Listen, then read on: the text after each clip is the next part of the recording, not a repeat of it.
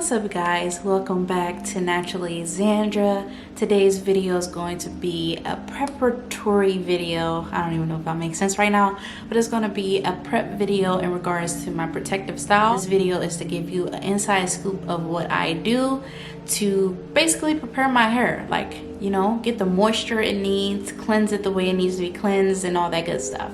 So if you came here for that video and you want to know how to prep your hair for protective styles, especially if you have fine natural hair, stay tuned. Now, protective style includes basically a way for you to be able to not manipulate your hair or touch it to cause excess breakage. When you have your hair out, it's known that it causes more breakage, right? So to reduce that, we install what we call protective styles.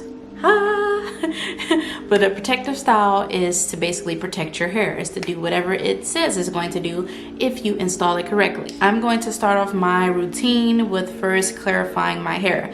Now, when I clarify my hair, guys, I like to go in with the Aztec clay mask anytime I use a gel or anything, or in this case, removing all the buildup I had previous to installing these braids, because I want my hair to be super moisturized. So first off, I'm going to use the Aztec clay mask, and I'm going to show you guys what brand that is, and I'm going to basically mix it together till I get a creamy consistency. So there's not really a right or wrong way to mix it. Just make sure it's a consistency where it's going to flow well with your hair and not be too thick or too runny. You want it to be a perfect consistency so that way it applies easy. So I'm going to show you guys the first step, which is to apply the clay mask. So stay tuned to watch that.